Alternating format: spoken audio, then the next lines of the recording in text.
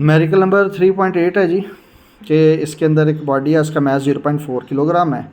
इसको 1.8 मीटर की हाइट से नीचे गिराया गया है और बॉल जो है वो ज़मीन से टकराता है, रीबाउंड होता है, यानी कि टकरा के दोबारा ऊपर की तरफ जाता है 0.8 मीटर तक। तो हमें दो हाइट दी गई हैं, 1.8 मीटर और 0.8 मीटर है, और बॉडी का मैस जो है वो 0.4 किलोग्राम है। हमने इसमें फाइंड क्या करना है, magnitude and direction of impulse. Impulse की डायरेक्शन हमने फाइंड करनी है और मैग्नीट्यूड फाइंड करनी है।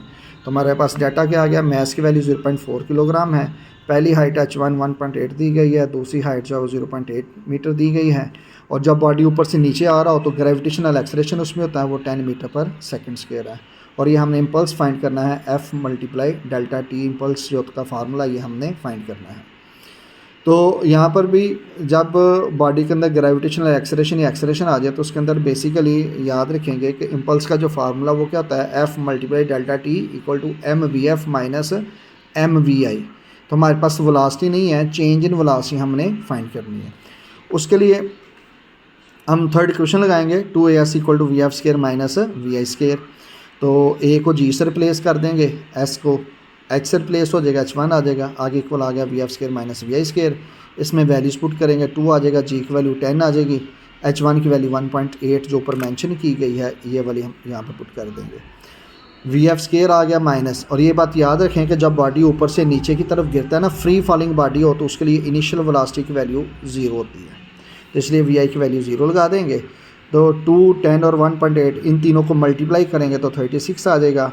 ये 0 का स्केयर ख़त्म हो जाएगा, हमारे पास वी एफ स्केयर बचेगा। दोनों साइड में हम स्केयर रूल ले लेंगे तो वी एफ की वैल्यू आ जाएगी 6 मीटर पर सेकेंड। अब क्या है कि ये वो वेलोसिटी है कि जिस वेलोसिटी से ये बॉल जब ऊपर से नीचे आकर ज़मीन पे टकराया है, तो इनिशियल वेलोसिटी तो 0 मीटर पर सेकंड है, लेकिन जब ज़मीन पे टकराया तो यहाँ पर जो उसकी फाइनल वेलोसिटी है वो हमारे पास 6 मीटर पर सेकंड आई है। अब बॉल क्या कर रहा है, बॉल टकरा के ज़मीन से फिर ऊपर की तरफ जा रहा है, तब जब नीचे से ऊपर को जाएगा फार्मूला तो फिर वही लगेगा, 2gh equal to v f square minus v i square, लेकिन इस h के साथ हम 2 लगा देंगे। अब 2 आ जाएगा। अब g की वैल्यू हम -10 पुट करेंगे क्योंकि बॉडी नीचे से ऊपर की तरफ जा रहा है। जब बॉडी नीचे से ऊपर जाए तो ग्रेविटेशनल एक्सेलरेशन की वैल्यू नेगेटिव होती है और h2 की वैल्यू 0.8 है। अब जब बॉडी नीचे से ऊपर जाता है ना, जब ग्रेविटेशनल एक्सेलरेशन नेगेटिव हो तो उसके लिए फिर फाइनल वेलोसिटी 0 होती है, और साथ में क्या आ जाएगा, वी आई स्केयर आ जाएगा।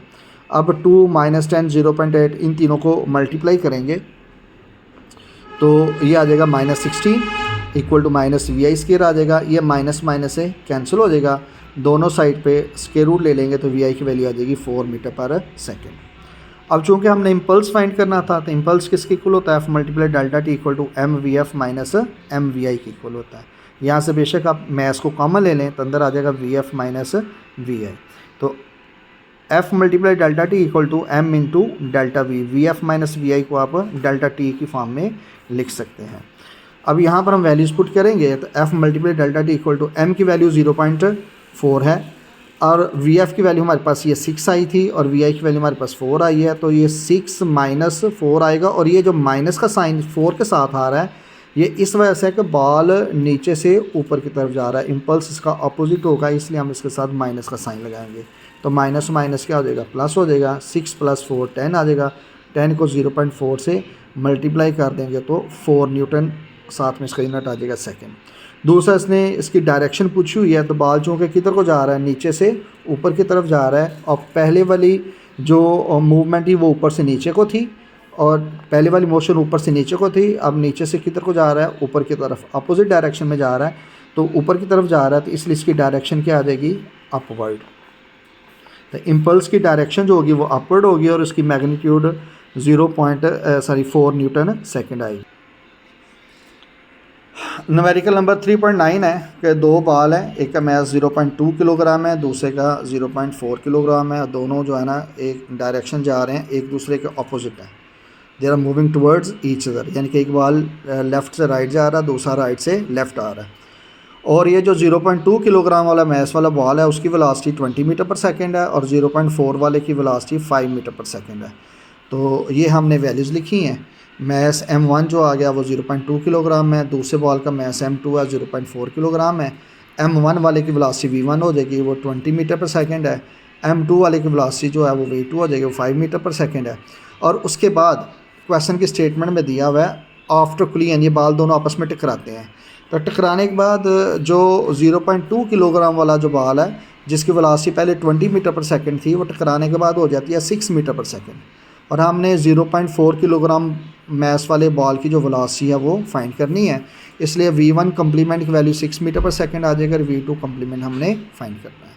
तो यहाँ पे सीधा सीधा law of conservation of momentum या principle of conservation of momentum लगेगा, m1v1 plus m2v2 equal to m1v1 complement plus m2v2 complement. इसमें हम वैल्यूज पुट कर लेंगे। m1 की वैल्यू 0.2 है, v1 की वैल्यू 20 है, m2 की वैल्यू 0.4 है, v2 की वैल्यू 5 है, इक्वल m1 की वैल्यू फिर 0.2 है और v1 कम्प्लीमेंट की वैल्यू 6 है, m2 की वैल्यू 0.4 है और v2 कम्प्लीमेंट की वैल्यू हमने फाइंड करनी है। 20 को 0.2 से मल्टीप्लाई करेंगे तो ये हमारे पास आ जाएगा 4, 0.4 को 5 से मल्टीप्लाई करेंगे तो ये आ जाएगा 2, इसी तरह से 0.2 को 6 से मल्टीप्लाई करेंगे तो ये 1.2 आ जाएगा, प्लस अगली वैल्यू हम वैसे ही लिख लेंगे 0.4 इंटू v1 कम्प्लीमेंट। 4 और 2 को प्लस किया तो 6 आ गया, इधर इक्वल आ गया 1.2 और अगली वैल्यू हम वैसे ही साथ में लिख लेंगे। अब ये जो 1.2 इधर प्लस का रहा है उधर आके माइनस आ जाएगा, तो 6 से 1.2 माइनस करेंगे 4.8 आ जाएगा और इधर 0.4 इंटू v2 कम्प्लीमेंट था। अब ये जो 0.4 इधर इस साइड पे v2 कम्प्लीमेंट से मल्टीप्लाई कर रहा है, इधर आके डिवाइड करेगा, तो 4.8 को 0.4 पे डिवाइड करेंगे तो इसका v2 कम्प्लीमेंट की वैल्यू 12 मीटर पर सेकंड आ जाएगी।